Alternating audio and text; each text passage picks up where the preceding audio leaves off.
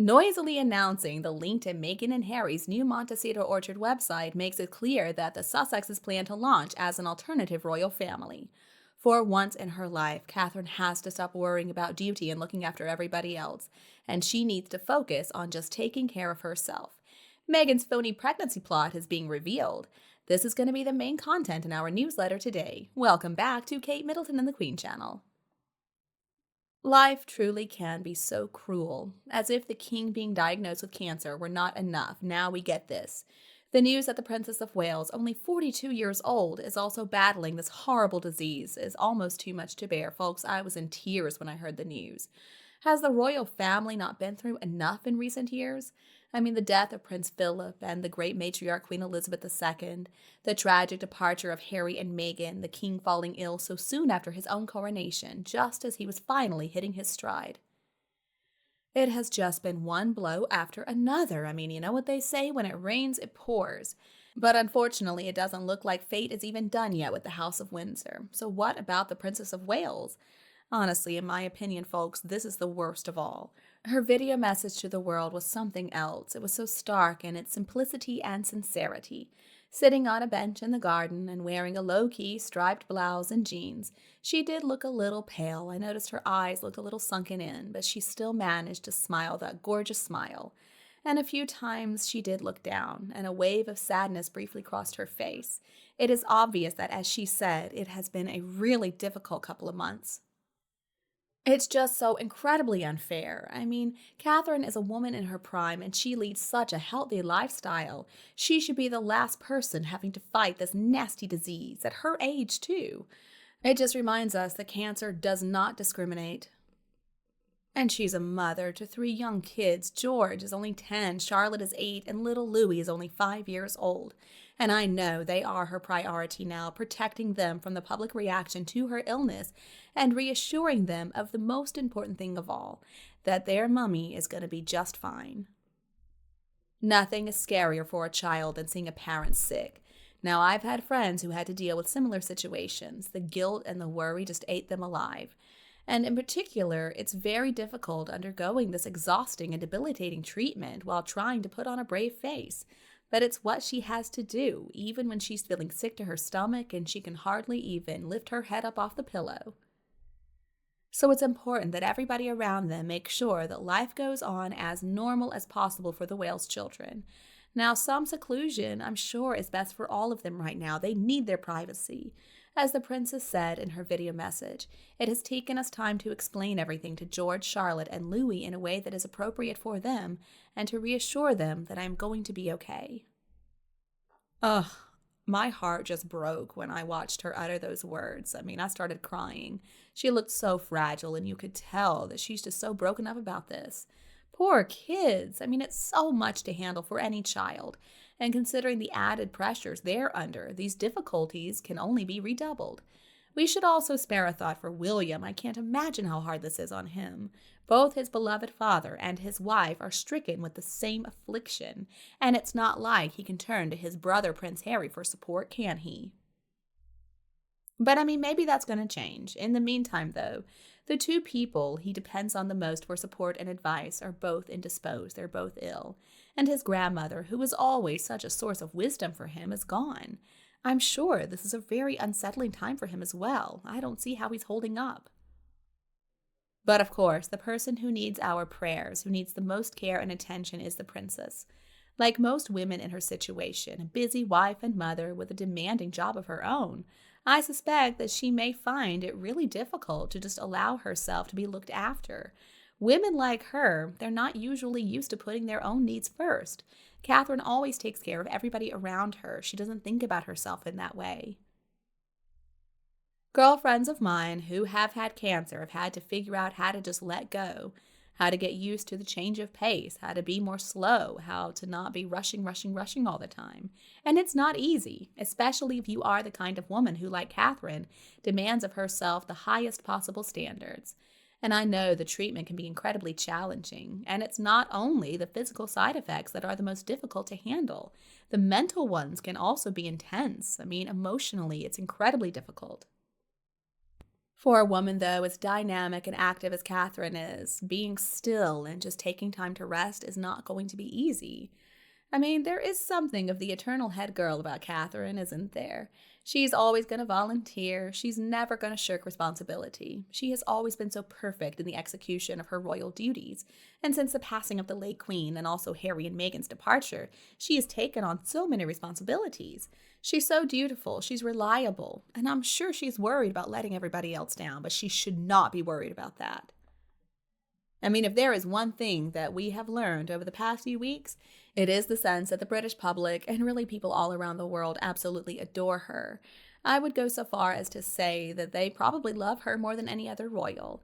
It is obvious that in the 12 years that she has been married to William, and the nearly 2 decades that she's been in the public eye, she has earned our respect.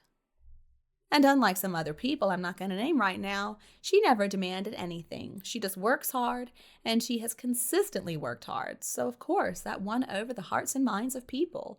And that's why she is such an important asset to the royal family. You see, she occupies a space somewhere between the late Princess Diana and the late Queen Elizabeth herself. She's such a treasured combination of the former's beauty, glamour, and warmth, and also the latter's sense of duty and strength.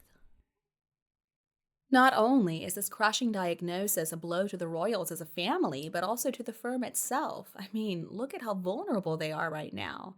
But I know that she's going to make it through this just fine. As she said herself, the treatment is preventative, and that means they caught the cancer as early as they possibly could, thank God.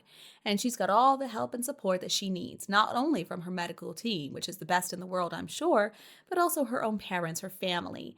I mean, the king himself, too. Last night, he said that he is so proud of her, and I know he means it. During the video message, the princess said that Prince William has been a great source of comfort and reassurance. Well, she has been his rock during their marriage, and now he gets to be hers. And I'm sure that after this crisis, they're going to be even closer than they were before. So the only thing Catherine needs to worry about right now is focusing on herself, giving herself the space and the time that she needs to make a full recovery. And I really loved how she thanked everybody for sending her so many well wishes. I mean, the truth be told, if well wishes were enough to cure her, she would already be better. Meanwhile, the news buzz over the link to Meghan and Harry's new Montecito Orchard website. Okay, so having seen all the information about the changes made to the two of them sitting in the bargain basement of their royal website, I'm going to end this segment on the Princess of Wales by saying that I'm going to be praying for her every single day, often more than once a day, and I sure do hope that you, my friends on Kate Middleton and the Queen, will join me. Alright, so now let's shift our attention to the buzz over the link to Meghan and Harry's new Montecito Orchard website. Alright, so I've seen all the information about the changes made to the royal family website. Now they're basically sitting in the bargain basement. And there was a brief overview of Prince Harry's past accomplishments, and only a brief mention of Meghan and a few photos of their Australian tour. The new information seemed kind of inoffensive and pretty discreet, but people are talking a lot about that link to their new website that appears to support their merging of the family name, the family, by the way, they abandoned and tried to ruin at the expense of building a rival court in the US. I've always been very interested by the monarch's subtle moves, and also their ability to control the narrative in such a dignified manner, even under pressure. They always maintain this image of serenity and discretion, even when the angry minions are threatening to storm the palace. Now, the truth is, their silence can be louder than the public uproar sometimes, but it seems like they always make it out of trouble just fine. So, what does this say about their decision to include a link to the Sussex website? Are they trying to endorse the two of them? I mean, are they trying to endorse Harry and Meghan's breach of royal protocol, giving them the encouragement to continue with their schemes? Or could it be that the palace is just setting a little trap? They're going to catch them at their often illegal antics. Actions do speak louder than words, Meghan. And let's remember what the late Queen said in her send-off Meghan speech. We will be watching you. Now, I'm sure the palace is going to be keeping a close eye on that Sussex website, and with good reason, too. I'm sure they're going to have careful documentation of anything that's wrong, like a mention of racism within the royal family, for example, or if they try to go after Queen Camilla, and they better not try to go after the Waleses, especially not at a time like this. In my opinion, the civil bio about the two of them and the link to their website seems to be just another civilized and subtle move. Now, if King Charles's health prognosis and his royal career is going to be cut short, then he's going to try to pacify those two to avoid unnecessary drama. He wants to enable a smooth entry to the throne for William. And I'm not worried at all about what William's going to do when he becomes king. He's going to handle the Sussexes once and for all, and Meghan is going to find out for the first time in her life that she can't commit fraud and lie about other people to make herself seem more important. I think the recent resurrection of the phony William and Rose affair is going to be the final nail in the coffin for that nasty Meghan Markle. And I'm sure William has some ideas already about how he's going to handle her. So sometimes I think about that message too.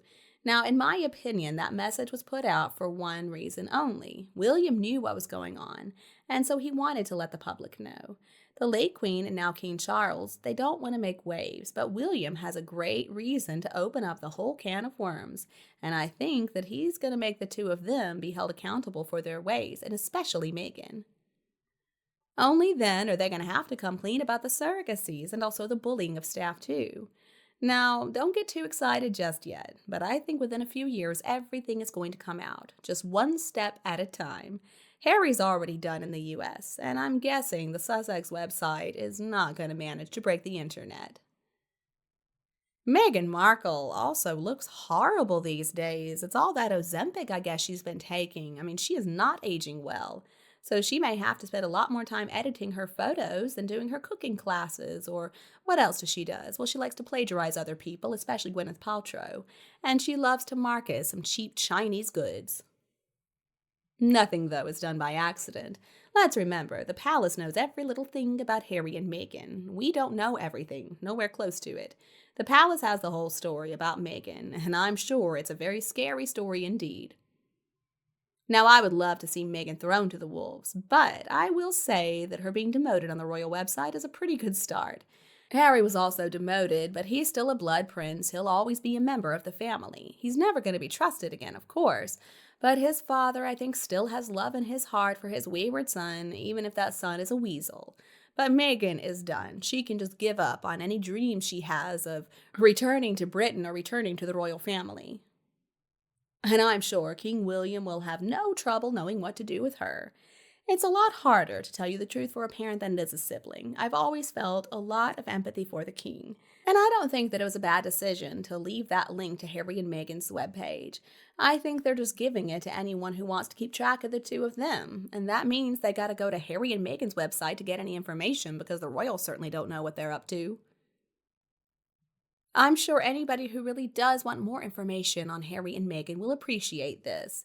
And I don't think that Meghan and Harry are going to like it because, see, it directs their squad directly to them instead of the royals. And that means their connection to the royal family is becoming ever more tenuous. So that's today's news in a nutshell. Thank you so much for tuning in. If you have any thoughts on these topics, please feel free to leave a comment. And remember to show your support by liking, sharing, and subscribing to our channel. Goodbye for now, and I'll be back to see you next time.